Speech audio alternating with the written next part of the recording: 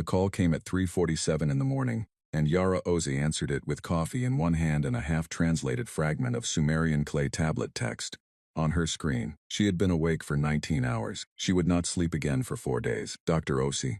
The voice on the other end belonged to Director Colin Marsh, her supervisor at the UN First Contact Bureau in Geneva. He never called at this hour. He never called at all, usually. He sent emails. Formal ones with 4 paragraphs, a signature block. You need to come in. Right now. Do not stop anywhere. Do not tell anyone where you are going. She asked him what was happening. He said, every satellite we own just went dark. She was in a cab within 6 minutes. The streets of Geneva were quiet and cold. October had arrived early that year, and the trees along the lakefront had already started turning. The cab driver had the radio on low, playing something soft and instrumental. Yara sat in the back seat and looked at her phone. No signal. She held it up, turned it sideways, pressed refresh on her news app 3 times. Nothing loaded. She assumed it was her provider. She assumed it was a tower. She assumed a lot of things in that cab ride that turned out to be completely wrong. The UN building's lower levels were chaos dressed up in calm clothes. People moved fast but quietly, the way people move when they have been told not to cause alarm. Yara badged through 2 security checkpoints she had never seen activated before, and a guard she did not recognize walked her the rest of the way to the basement operations room. The door was thick steel. It hissed when it opened. Inside, 30 people were staring at screens. Director Marsh stood at the center table with his sleeves rolled up and his tie loosened by exactly 1 button. He was a tall, thin man in his mid-50s who always looked like he had slept well and eaten a sensible breakfast. Tonight he looked like neither of those things had happened to him in recent memory. 6 hours ago, he said, not bothering with a greeting, our deep space monitoring array picked up mass displacement signatures at the lunar L2 point. 18 minutes after that, every satellite in low Earth orbit lost signal simultaneously. Not interference, not a solar event, simultaneous coordinated total shutdown. Someone turned them off. Yara looked at the screens. The central one showed a rendered image from a ground-based telescope array in Chile. The image had been taken 40 minutes ago. She stared at it for a long time. The shapes were not natural. They were too regular, too arranged, too deliberate. Thousands of structures, each one enormous, hanging motionless in the dark beyond the moon like a wall that someone had built between Earth and everything else. How many, she said. Current estimate is 4,217, said a younger analyst named Owen Davies, who was sitting 2 seats to her left with 3 screens running, and a look on his face that Yara recognized as the particular expression of someone who had passed through fear and come out the other side into a very strange calm. Spread formation.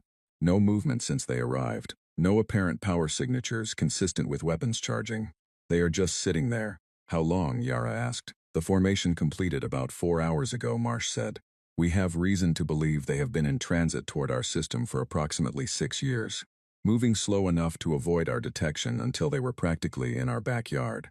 They wanted us to see them all at once, Yara said. It was not a question. Marsh nodded. That is our red, yes. She sat down at an empty console. Her legs felt a little strange. She pressed her palms flat on the cool surface of the desk and took 2 steady breaths, because she had learned a long time ago that the most useful thing a person could do when something enormous happened was to keep their body very quiet while their mind started working. What have we received? She asked. Transmission, signals, anything. Owen pulled up a secondary screen and turned it toward her. This arrived 12 minutes after the formation was complete. Broadcast on every frequency simultaneously. Radio, microwave, optical pulse, and 2 bands we do not have a standard classification for yet. The waveform on the screen was long and complex. Yara leaned forward. She had spent 15 years in xenolinguistics and another 6 specifically, focused on theoretical alien communication models. She had published papers about what non-human language might look like. She had attended conferences where very brilliant people argued for decades about whether alien communication would be mathematical, symbolic, chemical, or something else entirely. She had never, not once, actually expected to need any of it. She put on a headset and listened to the transmission. It lasted 9 minutes and 41 seconds. Then it repeated. It had been repeating every 9 minutes and 41 seconds for the past 4 hours. It has a rhythm, she said, pulling the headset off. We noticed that, Owen said. Structured repetition, non-random intervals. That is not a countdown, she said quietly. People keep calling it a countdown in this room. I can hear them. It is not a countdown. Marsh crossed his arms. Then what is it? I do not know yet, but a countdown is a very specific thing. This has layers. There are at least 3 distinct substructures running simultaneously inside it. A countdown does not have 3 substructures. A countdown is a single line. She was already pulling the raw data onto her own console. Give me 2 hours. She did not get 2 hours. She got 40 minutes before a different door opened at the far end of the room, and 6 people walked in wearing military uniforms. They brought their own tension with them the way a weather front brings pressure. The highest-ranking one was a general named Leonard Harwick, a broad-shouldered man with short gray hair, and an expression that suggested he had already decided what needed to be done, and was simply waiting for everyone else to agree. We need to talk about response options, Harwick said, setting a tablet on the table. We have 3 allied nations ready to coordinate on a simultaneous response launch within the hour. The window for preemptive action gets smaller every minute we wait. Yara did not look up from her screen. Preemptive action against what? They have not done anything. They turned off every satellite on Earth, Harwick said, which means they are technically more capable than us and chose not to do anything worse. That is actually useful information. She finally looked up. General, if they wanted to open with destruction, they would have opened with destruction. They opened with a message. We do not know it is a message. Everything is a message. The formation is a message. The satellite shutdown is a message. The transmission is a message. What we need to do is figure out what is being said before we do something we cannot take back. Harwick looked at Marsh. Marsh looked at Yara. Something passed between all 3 of them that was not quite agreement, but was at least a mutual understanding that the next decision mattered more than any decision anyone in that room had ever made before. How long do you need? Marsh asked her. As long as you can give me. He turned to Harwick. She works, you wait. Harwick did not like it. He sat down, put his tablet in front of him, and began sending messages to people Yara did not want to think about. She went back to the transmission. The first substructure resolved itself within 20 minutes. It was mathematical, base 12, using a prime number anchoring system that Yara had actually written a theoretical paper about 7 years earlier, as a potential universal communication bridge. For one strange, unreal moment she thought about the fact that the paper had only ever received 12 citations. The second substructure took longer. It used a symbolic compression format she had never encountered, but once she isolated the mathematical frame, the symbols began to behave like a referencing system, an index. Something was being indexed. She built a partial translation scaffold using the mathematical layer as a key. It was rough. It was approximate. It was like reading a book through frosted glass. But after 90 minutes of work, with Owen feeding her comparative analysis from the Bureau's signal archive, and a quiet young linguist named Petra Nolan running parallel decoding on a separate console, the shape of it became visible. And when Yara saw what it was, she sat back in her chair and was silent for a long time. Owen looked over. What did you get? She stared at the screen. The third substructure had just locked into place. She understood now why there were 3 layers. The mathematical layer was the key, the symbolic layer was the index, and the third layer, the one she had been circling for an hour and a half without being able to name it, was the content. It was a list, not a countdown, not a threat, not a demand, a list organized by date, spanning thousands of years. Every organized act of large-scale human destruction that had ever been recorded or could be reconstructed from physical evidence. Every major conflict, every famine caused by deliberate policy, every mass displacement of populations, every weapons test that had sent radiation into shared atmosphere, every engineered extinction of a species, every manufactured plague, and at the very end, dated 3 years ago, the test activation of a self-replicating weapons drone over the Pacific Ocean, the one that the public had never been told about, the one that had been shut down after 11 seconds when it began adapting its behavior in ways that surprised even the people who built it. They were not threatening Earth. They were reading humanity its own file. Yara pressed her fingers against her lips and looked at that list for a long time. Around her, the room continued its controlled noise. Harwick was still on his tablet. Owen was still running analysis. Marsh was on a call with someone in Washington. The overhead lights were too bright, and the air smelled like recycled office air and burnt coffee. She thought about the fact that every single item on that list was accurate. There was nothing invented, nothing exaggerated. It was just the record, cold and complete, organized with the kind of precision that suggested whoever had compiled it had been watching for a very long time. She thought about what it meant that they had not opened with fire. She thought about what it meant that they had opened with a mirror. She turned to Owen and said, in a voice that came out steadier than she felt, "They are not here to negotiate. They are not here to make demands. They came here with a verdict already written. And before they acted on it, they showed it to us. Owen looked at the screen. He read the translated index. She watched his face change. Why would they show us? He asked. I do not know yet, she said. But that is the most important question anyone in this building is going to ask tonight. She stood up and picked up her coffee cup, found it empty. Set it back down. Get me Petra. And tell the general he is not launching anything tonight. She walked back to her console, sat down, and started building the response scaffold. Outside, 4,217 ships waited in the dark beyond the moon, patient and enormous and absolutely silent, and the world below them had no idea they were there yet. It would not stay that way much longer. But right now, in a basement in Geneva, a woman with tired eyes and a half-empty coffee cup was doing the only thing that had ever actually mattered. In a moment like this, she was trying to understand. 3 floors above Yara, Geneva was asleep. People were in their beds, their curtains drawn, their phones charging on their nightstands. None of them knew that the sky had been quietly rearranged while they slept. None of them knew that the satellites they depended on for weather reports and navigation, and the small unnoticed signals that kept modern life running had been switched off by something that was not human. None of them knew that the world they would wake up to in a few hours was not the same world they had closed their eyes in. Yara knew, and the knowledge sat inside her chest like something with weight. She worked through the night. Owen Davies stayed with her, running parallel analysis and feeding her data streams from the telescope arrays. Petra Nolan, a compact woman in her early 30s with a precise mind and the habit of writing her notes in 3 languages simultaneously, worked the second console and never once complained about the hour. By 4 in the morning they had a full structural translation of the transmission. By 5 they had begun to understand not just what it said, but how it said it, which turned out to be nearly as important. The aliens, whoever they were, communicated in a language that was built on mathematics the way human languages were built on breath. Every word was a ratio. Every sentence was a relationship between values. There was no ambiguity in their language the way there was ambiguity in human language. You could not accidentally say the wrong thing. You could not be misinterpreted. Every statement meant exactly one thing, and the language itself was constructed to make that impossible to avoid. Yara found this both impressive and deeply unsettling. She found it unsettling because it meant that the transmission was not approximate. It was not imprecise. What they had sent was not a rough summary or an estimate. It was a claim of absolute factual accuracy. And when she mapped the transmission's content against every available historical record the Bureau had access to, the accuracy held.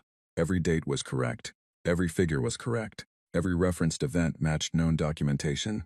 In cases where human records were incomplete, the alien list filled in gaps in ways that aligned perfectly with archaeological and geological evidence. They had not compiled this list recently. They had been watching Earth for a very long time. Marsh found her at 6 in the morning, standing at the window of the operations room with a glass of water she had forgotten to drink. He stood beside her. Outside, the first gray light of dawn was arriving over the lake. What do we know? He said. She told him everything. She told him about the 3-layer structure, the mathematical key, the indexing system, and the content. She told him about the accuracy of the list. She told him about the final entry, the weapons drone test, and watched his face go carefully still in the way that very controlled people's faces went still when they heard something that frightened them. 3 years ago, he said quietly. That test was the trigger, she said. Whatever threshold they use, we crossed it 3 years ago. The fleet has been in transit since approximately that time. They did not come immediately. They took their time. That matters. Why does it matter? Because an entity that moves immediately is reacting emotionally. An entity that takes 3 years to arrive is following a process. She turned away from the window. This is bureaucratic, Colin. That transmission is not a war cry. It is a case file. There is a system here. A protocol. And that means there is a procedure, and procedures have points of intervention. Marsh looked at her for a moment. He was a careful man. He did not speak until he had thought. You believe there is a way to respond. I believe there has to be a way to respond. Otherwise, they would not have sent the transmission first. She set the water glass down on a nearby console. Think about it. If your only purpose is elimination, you do not announce yourself. You do not compile a case file and transmit it on every frequency. You simply act. They did not simply act. They gave us the file. That is an invitation to respond, maybe not a guaranteed one, maybe not a hopeful one, but it is an opening. Marsh considered this for a long time. Harwick is pushing hard for a coordinated response launch. There are people above me who are listening to him. A launch will confirm every item on that list, Yara said. It will be the most expensive mistake in the history of our species. Then you need to find the intervention point before someone else makes a different decision. He looked at her steadily. What do you need? Everything, every piece of cultural archive we have. Literature, philosophy, legal proceedings, scientific record. I need to understand what kind of evidence might mean something to an intelligence that thinks in mathematics and operates through protocol. I need to build a response that speaks their language, not ours. You have 72 hours, he said. After that, I cannot hold the room. She nodded and went back to work. Over the next 18 hours, Yara learned things about the aliens that she had not expected to learn. Their language, once the full translation scaffold was running, revealed structures that were more than just communicative. They were philosophical. There were embedded value statements in the grammar itself, the way that certain human languages embedded concepts of respect or time into their basic verb forms. The aliens, she began to understand, were not simply powerful. They were organized around a shared belief system as deep and consistent as any major human religion, except that theirs had never fractured into denominations because their language made disagreement about core values structurally impossible to express. Their core value, as far as she could identify it from the transmission and the secondary signals that continued to arrive in short bursts through the first full day, was stability. Not peace exactly, not kindness, stability. The preservation of what existed against the entropy introduced by unchecked destructive capacity. They had appointed themselves, or been appointed, or had evolved into the role of something like gardeners of the inhabited galaxy, and their method of gardening included removing anything they assessed as a threat to long-term stability before that threat had the chance to act. They had done this before. 31 times, the secondary transmissions indicated. Yara's stomach dropped when she decoded that number. She did not share it with Harwick. She shared it with Owen, who sat with it quietly for a moment and then said, "We are not the first." "No," she said. "What happened to the others?" She looked at him. She did not answer. He understood. Petra, who had been listening from her console, said, without looking up from her screen, "Then we need to be different from the others." "Yes," Yara said, "we do." The question that occupied her for the rest of that long day and into the second night was how. How did you make a case for a civilization's survival to an intelligence that had already decided 31 times before that removal was the correct answer? What was the argument? What was the evidence? The military wanted to argue strength. The politicians wanted to argue submission. Both of those felt wrong to Yara in a way she could not immediately explain but could feel very clearly. She went for a walk. This was unusual given the circumstances, but Marsh had cleared a secure outdoor area behind the building, a small courtyard with a bench and a dead fountain, and Yara sat on the bench at 2 in the morning with the cold October air on her face and thought about the problem from the beginning. The aliens had a file on humanity, an accurate file. It documented every major act of destructive behavior across recorded history. It was the evidence in their case. It was, by their protocol, sufficient grounds for action. But they had sent it. Why send it? She sat with that question in the cold dark and let it open up. A prosecutor who sends the defendant their case file before the verdict is not obligated to do so. They do it because they are following a process that requires disclosure, or because they believe the defendant might have a response, or because, somewhere in their protocol, there is a provision for exactly that. And then it hit her, not gently, like something falling. She went back inside at a near run. Owen looked up, startled. Petra spun in her chair. "The file," Yara said, breathing a little fast. "They sent us the file, a complete file. Every act of large-scale destruction across our entire history. We know that," Owen said carefully. "We have been thinking of it as an accusation," Yara said. "But it is not only an accusation. It is also the most complete record anyone has ever compiled of humanity's capacity for self-destruction, and it contains something that none of us have looked at properly yet." She pulled up the full translation on the main screen and scrolled to the index structure. It is not organized by severity. It is not organized by scale. It is organized by date. Chronological, like a timeline. And if you map it against a timeline of human development, what you see is not just destruction.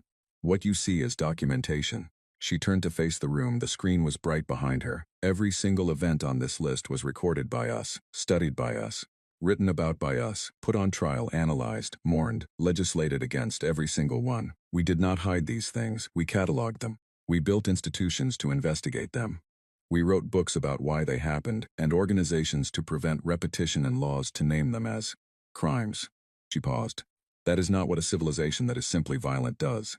A civilization that is simply violent does not keep the record. We kept the record. We have always kept the record. The room was quiet. They brought us our file, she said. I want to send it back. With our commentary, Petra said slowly, you want to use their evidence as our defense. I want to show them something that may not exist in any of their previous 31 cases, Yara said. A species that looked at what it was, named it honestly, and did not stop looking. Harwick, who had apparently been standing in the doorway for the last 30 seconds, said, that is not a defense. That is a confession. No, Yara said, a confession is when you admit what you did. What I am proposing is something harder. Harder and rarer. It is when you admit what you are and explain why the admission itself changes the calculation. Harwick stared at her. He was not a stupid man. She could see him working through it. She did not wait for him to finish. She turned back to her console, pulled up the response transmission framework, and began to build. She had 48 hours. The formation had not moved. The secondary transmissions had slowed to a single burst every 6 hours, each one a slightly different angle on the same core data, like a patient teacher repeating a lesson in different ways. Yara read each burst the moment it arrived and added it to her understanding. She began to see, in the edges of their communication style, something she had not expected to find in a species so organized and so precise. Curiosity. It was subtle. It was not announced. But it was there in the structure of the secondary transmissions. In the particular way they kept offering new angles on the same data, the way a person might keep adding context to a statement because they were not entirely sure the first version had landed correctly. They were watching to see if she was responding. They were watching to see if the transmission had been understood. She understood it. And she was going to answer. She worked through the second night. And when the gray dawn came again over the lake outside the window, she was still at her console, building the most important document any human being had ever written, word by careful word, in a language made entirely of mathematics, aimed at 4,000 ships hanging silent in the dark beyond the moon. The response framework took shape in sections, the way a building takes shape when you pour the foundation before you raise the walls. Yara did not write it the way she would have written anything else in her career. She did not draft and revise and polish. She built it structurally, the way you would build a proof. Because the audience she was writing for thought in proofs and would dismiss anything that could not hold its own weight under examination. The first section was acknowledgement. She took the alien transmission in its entirety and reflected it back, using their own mathematical framework to confirm receipt and comprehension. This was important. In their communication system, acknowledgement was not a courtesy. It was a foundational step. You did not proceed to response without first demonstrating that the initial statement had been fully understood. She spent 4 hours on this section alone, because an incomplete or inaccurate acknowledgement would invalidate everything that followed. Owen ran verification passes on each component. Petra cross-checked the mathematical relationships against the alien grammar rules they had extracted. Neither of them went home. Neither of them suggested they should. The second section was the element that had come to Yara in the courtyard at 2 in the morning. She had thought about it carefully since then, turned it over, looked at it from every direction she could think of, tested it against every potential counter-argument she could construct. She began with the first recorded human legal proceeding. There was a Sumerian document, one she had actually been translating fragments of when Marsh called her 3 nights ago, that contained the earliest known record of a formal human inquiry into an act of harm. It was incomplete, partial, fragmentary, its cuneiform pressed into clay by someone whose name had not survived. But its structure was clear. Someone had done something to someone else. A third party had gathered the account. A record had been made. A consequence had been determined. It was imperfect. It was limited. By any standard of the aliens or by any modern standard, it was extremely basic. But it was documentation. It was a human being, thousands of years ago, deciding that what happened mattered enough to write down. She built forward from there. Not a summary, not an overview. A line. A single unbroken line running from that Sumerian fragment through every major human institution that had ever been created in response to human destructive capacity, the formation of the first courts, the codification of laws against harm, the long fractured history of treaties between nations, the Nuremberg proceedings after the Second World War, where, for the first time in recorded history, a group of humans formally prosecuted other humans for crimes committed on the scale of states. The International Criminal Court, the UN Charter, the environmental frameworks, the nuclear non-proliferation agreements, the climate accords, incomplete and imperfect and repeatedly tested. She did not present these as proof that humanity was good. She presented them as proof of something different, something more specific.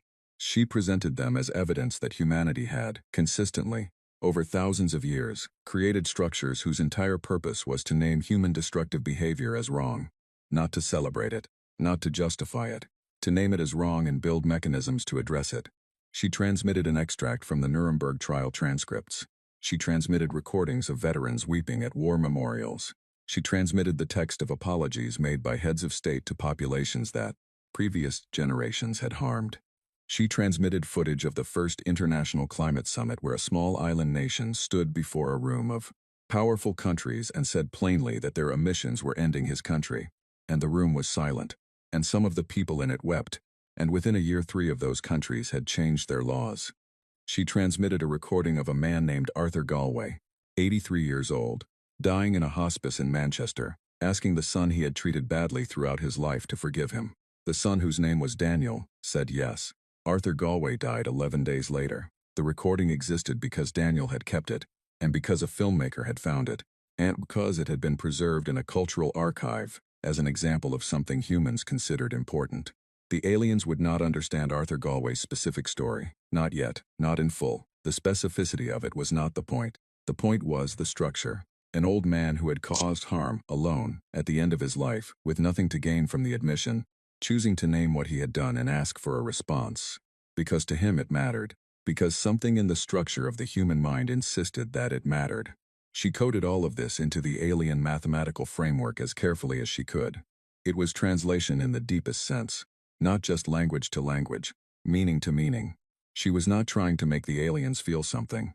She was trying to show them a pattern, the same pattern, recurring across every scale of human life, from the largest institutions of international law down to a single man in a hospital bed. The pattern was this: humans saw what they had done, named it, and tried to respond to it, not always successfully, not always promptly, not always with any justice that looked clean or sufficient, but always, eventually, with the turn, with the naming, with the attempt.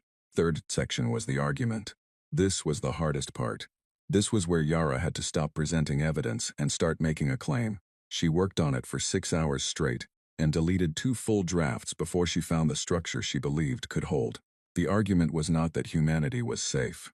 She did not believe that, and she would not claim it, because the aliens would detect the inaccuracy in the mathematical relationship, and it would damage everything that came before. The argument was not that humanity was peaceful. Same problem. The argument was not that humanity deserved mercy. She had thought about this one carefully and discarded it. Mercy was a concept that existed in systems where there was emotional weight on both sides of a relationship. She did not know whether the Varith, which was the name she had privately assigned to them, based on a recurring mathematical signature that seemed to function as self-identification, experienced anything like emotion. She was not going to stake humanity's survival on the assumption that they did. The argument she built was about something else entirely. She argued that the resting standard, the protocol the aliens operated under, was designed to address a specific problem. That problem was the unchecked deployment of destructive capacity. Civilizations that built weapons and used them with no internal limiting mechanism, no feedback loop, no self-correction. She argued that self-correction required self-awareness. She argued that self-awareness of destructive behavior was not common, that it required a particular cognitive architecture, the capacity not just to act, but to observe one's own actions and evaluate them against an external standard that the acting entity had constructed for itself. That this was not a guarantee of good behavior. It was a precondition for the possibility of good behavior. She argued that a civilization with no self-correcting mechanism was structurally more dangerous than a civilization with an imperfect but functioning one. That the measure of threat was not the count of past harms, but the presence or absence of the feedback loop that could reduce future ones. She argued that every institution humanity had ever built in response to human destructive behavior was evidence of that feedback loop operating. She argued that the feedback loop was still operating, that it had never fully stopped operating, that even in the worst periods of human history, somewhere, someone had been writing it down, putting it on trial, building the law that would name it wrong, raising the children who would later refuse to repeat it. She argued that to eliminate a civilization with a functioning feedback loop was to eliminate not just the harm the civilization had done, but the capacity for correction that made a different future possible. She coded this argument into the alien mathematical framework as precisely as she knew how. She checked it against the grammar rules 17 times. She had Owen and Petra each run independent verification passes. She had 2 other analysts she pulled in on the second day, review the mathematical relationships for consistency. Then she added the 4th section. This one she had not planned. It came to her at the last moment in the final hour before transmission, and she almost left it out because it felt too personal, too small, too human in a context that seemed to demand the very large. She left it in because she thought that might actually be the point. The 4th section was a single sequence of transmissions, each one brief. She sent the full original text of the Convention on the Rights of the Child, drafted in 1989, signed by more countries than any other human rights agreement in history. She sent alongside it, in the same packet, a report from that same year documenting ongoing violations of children's rights by multiple of the same countries that had signed the convention. She held both of those things together in the transmission without comment. Then she sent, 42 seconds later, a second packet containing a comparative analysis of child mortality rates, access to education, and rates of child exploitation across the period from 1989 to the present. The numbers were not perfect, they were not clean, but they showed a direction, slow, irregular, incomplete, but a direction. She let the mathematics speak for her. The claim was not written. It was structural. 2 data sets in relationship, a gap between what was said and what was done, and then movement, imperfect and slow, in the direction of the said thing. She sent the transmission at 6:43 in the morning on the 3rd day. Then she sat back in her chair, put her hands in her lap and looked at the ceiling. Owen said nothing. Petra said nothing. The room was very quiet. Yara had done everything she could think of to do. She had built the most careful argument she was capable of building, in a language she had learned from scratch in 72 hours, aimed at an intelligence she could barely see the edges of, on behalf of 8 billion people who did not know any of this was happening. She thought about Arthur Galway in his hospital bed. She thought about the Sumerian fragment, pressed into clay by someone whose name was gone. She thought about the fact that the oldest thing about humanity, older than its cities, older than its empires, older than its machines, was the impulse to keep the record, to write it down, to say, this happened and it mattered, and we are not going to pretend otherwise. She thought maybe that was enough. She thought maybe it was not. She closed her eyes and waited. The response came 11 hours and 17 minutes later. Not a new transmission on every frequency. A targeted signal, aimed precisely at the Bureau's deep space antenna array, on a band that had not been used before. A private channel. Owen had her at the console before the alert had finished sounding. The signal was short, 38 seconds. She ran it through the translation scaffold immediately. It decoded in 4 minutes. She read it twice. Then she looked at Owen, then at Petra, then at the clock on the wall which said it was 6:02 in the evening. They want to talk, she said. The response from the Vareth came in 3 layers, the same architecture they had used from the beginning. The mathematical layer confirmed receipt. The indexing layer flagged specific elements of Yara's transmission for direct address. And the 3rd layer, the content layer, contained something she had not anticipated. A question, one question. Precise, unambiguous. The way everything in their language was precise and unambiguous. And it read, in the closest translation she and Petra could produce over the following 40 minutes of urgent work, as something very close to. If you are aware of what you are, why have you not stopped? Yara sat with that question for a long time. Long enough that Owen asked her twice if she was all right, and she said yes both times without looking up. Long enough that Marsh came in, read the translation on the screen, and stood in silence beside her for several minutes. The question was not hostile. That was the first thing she wanted to establish in her own mind. The mathematical relationships around it did not carry the structural markers of accusation. They carried something more like the markers that, in the alien grammar, seemed to indicate genuine inquiry, an information request. They did not know the answer. They wanted it. This was significant. This was perhaps the most significant thing that had happened since the fleet arrived. Because the other 31 civilizations, she had come to understand from the secondary transmissions, had not received this question. This was new. This was the Vareth deviating from their established protocol, and the deviation was a question, and the question was real. She thought about how to answer it. She thought about it the way she thought about her hardest translation problems, by taking the structure of it apart and looking at each component separately. The question contained several assumptions worth naming. First, that awareness should automatically produce cessation. Second, that the gap between knowing something was wrong and stopping the wrong behavior was a simple gap, one that should close quickly once the awareness was in place. Third, that humanity's continued destructive behavior, after thousands of years of documenting and condemning that behavior, was evidence of something wrong with the feedback loop, rather than evidence of what a functioning feedback loop actually looked like in practice. That third one was the key. She started building the response. She began with a mathematical statement about the structure of change processes, using the relationship models she had extracted from the alien grammar to frame it in terms they would read clearly. Change in complex adaptive system, she stated, was not a function of awareness alone. It was a function of awareness operating across multiple scales simultaneously, individual, institutional, generational, against a background of existing structural forces that had their own momentum. Awareness changed the direction of force.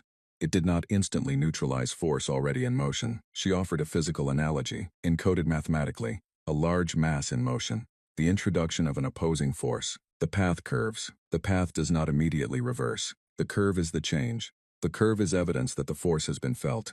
The mass is still moving forward, but it is no longer moving in the same direction it was. She was not arguing that humanity was on a good path. She was arguing that the path had bent. Then she did something that surprised even her. She stopped building the mathematical argument for a moment and sent something unadorned. A piece of content that required no scaffolding, no translation architecture, just the raw record. She sent the complete transcript of the Nuremberg trials, all of it, every session, every piece of testimony. The systematic record of one group of humans holding another group of humans accountable, publicly and formally, for things done on a scale that had no precedent in human law, creating new legal categories on the spot because the old ones were insufficient, building the framework as they went because the event had outrun the existing tools. It took 4 hours to transmit because the record was long. She let it transmit and ate something for the first time in 16 hours while it ran. Owen brought her a sandwich from somewhere, and she ate it without tasting it, watching the progress bar on the transmission screen. When it completed, she built the next component. She sent the establishment documents for the International Criminal Court, along with its full case record up to the current year. She sent the text of every major international human rights agreement alongside, in the same transmission packet, a documented record of violations of each one. She held them together the same way she had held them together in the earlier transmission, without explanation, because the structure itself was the explanation. Then she sent the explanation. She told them, in their mathematical language, what these documents together demonstrated: that humanity built the law knowing the law would be broken, that this was not hypocrisy, that this was the only way any law had ever come into existence. A law was not a description of what always happened. It was a definition of what should happen, created precisely because what should happen was not happening automatically. The law existed because the gap existed. The gap was not a sign that the law was meaningless. The gap was the reason the law was necessary. She told them that a civilization which only created laws against behaviors it had already stopped exhibiting would have no need for laws at all. That the laws humanity created were always, by definition, in advance of the behavior they were designed to address. That this was the mechanism, that this was how it worked. Not arrival at a destination, but the ongoing construction of the road toward it.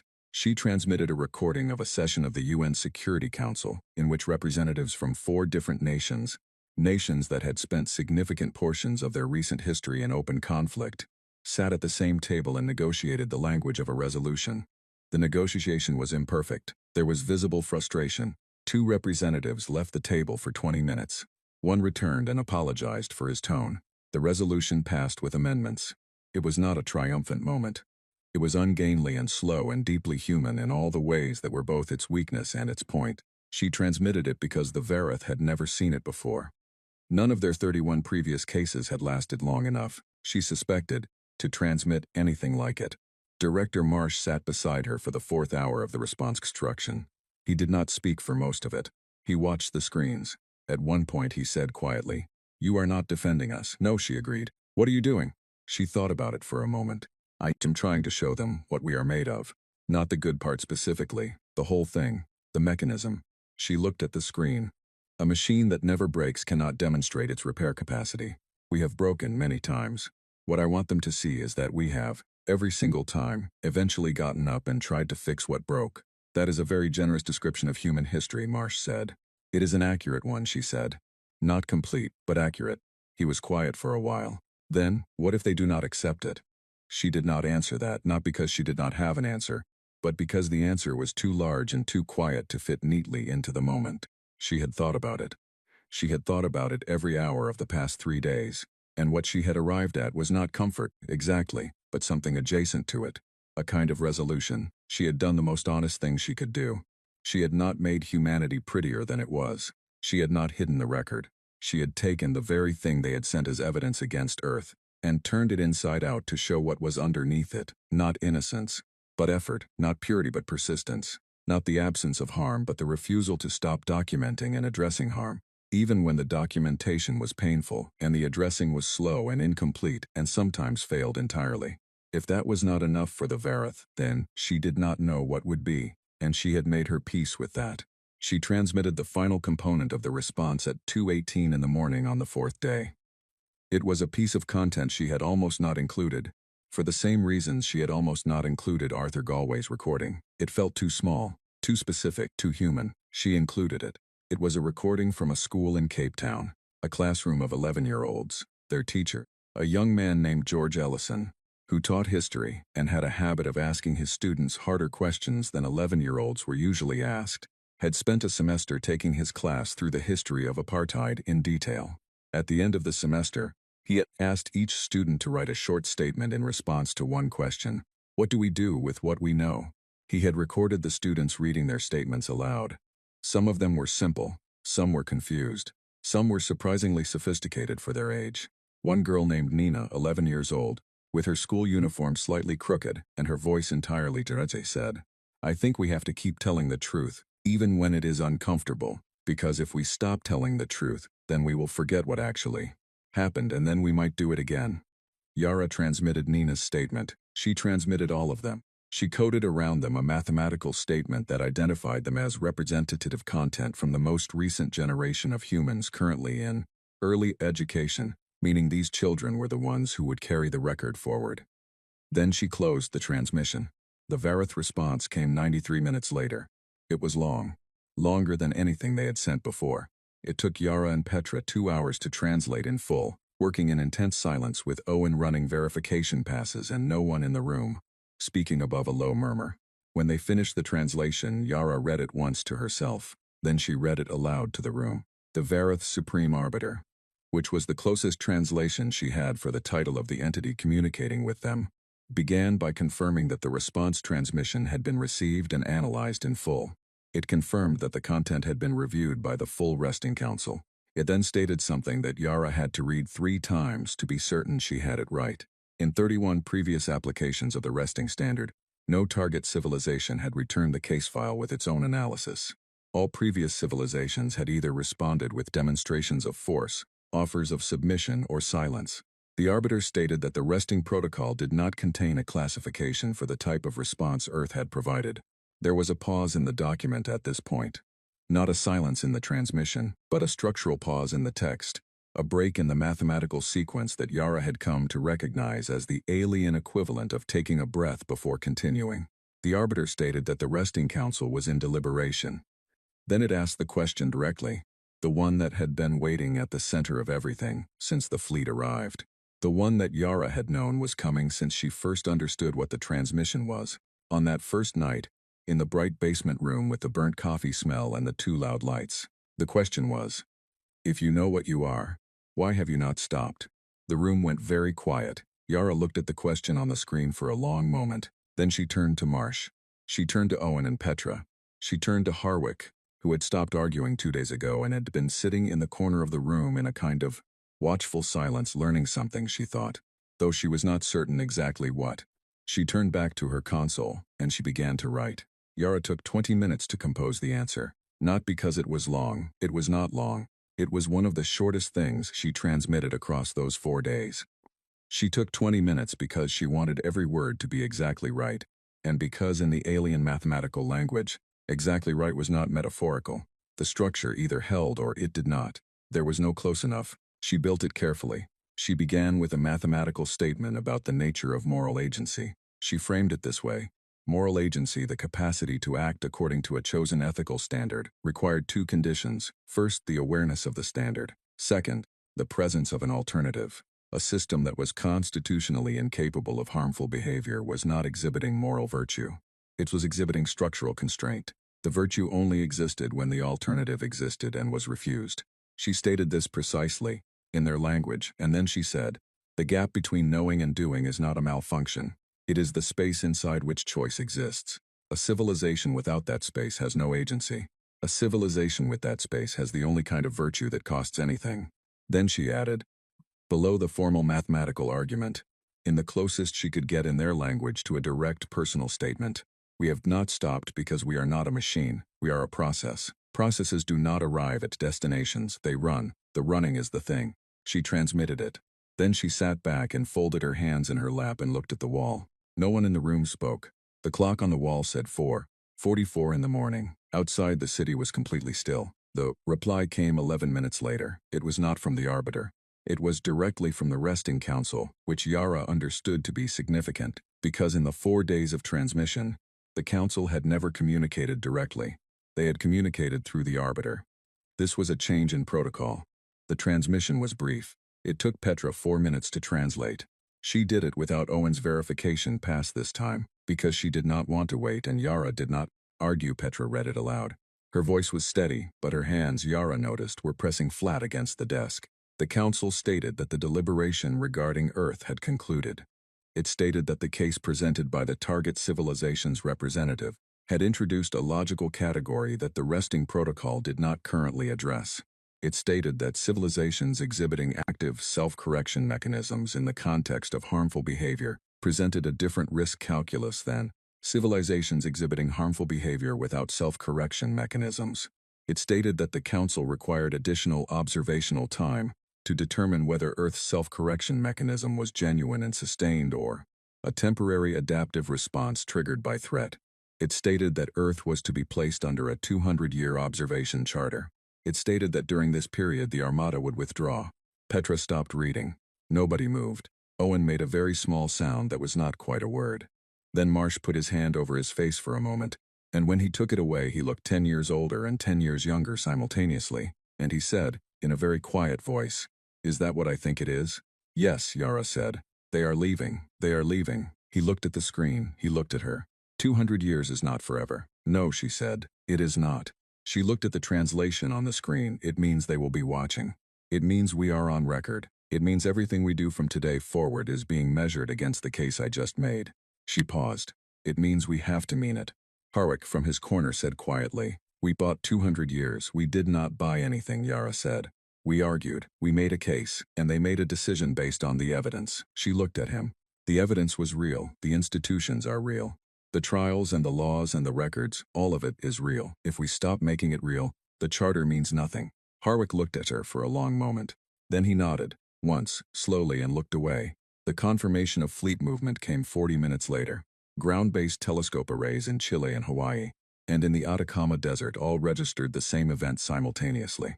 The formation at the lunar L2 point began to shift, not toward Earth away, back out into the dark in the direction they had come from, the 4,217 ships moving with the same eerie deliberateness with which they had arrived, slow and certain and immense.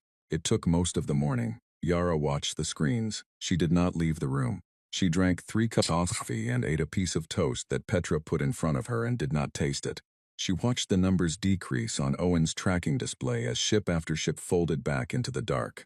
By 10 in the morning the formation had thinned to roughly half. By noon it was a quarter. By 3 in the afternoon Owen said quietly, "They're gone," and the room was very still. Someone, somewhere in the building above them, must have heard something, because through the ceiling Yara could hear a low sound that built and built. Voices and then more voices. And then she realized it was not just in the building, it was outside. People in the street. People who still did not know exactly what had happened but knew, somehow from the way the air had changed, that the thing they had half sensed in the night sky was over. She sat at her console and listened to it. Owen came and stood beside her. He did not say anything. He just stood there, which was the right thing to do. After a while Petra came and stood on the other side, also quiet. Yara thought about a girl named Nina in a Cape Town classroom, with her school uniform slightly crooked, saying in a perfectly steady voice that we have to keep telling the truth even when it is uncomfortable. She thought about Arthur Galway, asking for something in the last hours of his life that he could not unask for and could not be certain he would receive. She thought about the Sumerian fragment, pressed into clay by someone whose name had not survived the years, someone who had thought it mattered enough to write down. She thought about the fact that the Vareth had watched Earth for a very long time before they came, that they had been watching for 6 years in transit and probably for years before that in observation, that they had seen everything, all of it, and that they had chosen at the very end to ask a question, not to act, to ask. She thought that was the most hopeful thing she had encountered in the entire 4 days. Not the withdrawal, not the charter, the question, the fact that somewhere in the rigid mathematical certainty of their protocol, something had functioned like doubt, or curiosity, or the recognition that they might be missing information. That they had built into their system, however deep and however rarely accessed, the capacity to ask before they acted. Maybe that was the real message she had sent back. Not a defense of humanity, a mirror, the same kind of mirror they had held up to Earth when they sent the file, except this one faced outward. Look at this, she had said. Look at what this looks like. Look at the gap between the rule and the act, and the effort to close it, and the failure to close it fully, and the refusal to stop trying. And they had looked, and something in them had paused. She did not know what the next 200 years would look like. She did not know if humanity would make the case good, if the slow bend she had argued for would continue, if the institutions would hold or grow or fail and be rebuilt. She did not know what the Vareth would see when they looked back at the record in 2 centuries, whether they would find the argument confirmed or find it wanting. But she knew this. The record would be kept. It had always been kept. By exhausted analysts in basement rooms, and by 11-year-olds in slightly crooked school uniforms, and by old men in hospital beds, and by nameless, hands-pressing marks into wet clay in the very earliest cities of the human world. The record would be kept, and as long as it was, the argument stood. She put her hands flat on the cool surface of the desk and took 2 steady breaths, the way she always did when something enormous had happened, and she needed her body to stay quiet while her mind started working on what came next. Then she picked up her empty coffee cup, looked at it for a moment, and stood up. "Someone find me a coffee," she said. Owen laughed. It was not a large laugh. It was a very tired, very real laugh, and it moved around the room and others joined it, and for a few seconds, the basement in Geneva sounded like what it was.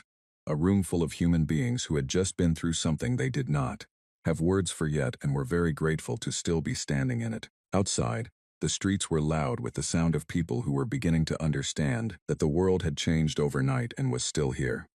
Inside, Yara waited for her coffee and thought about what to write next. They came to erase us for what we had done. We survived by being the only species honest enough to show them exactly what that was.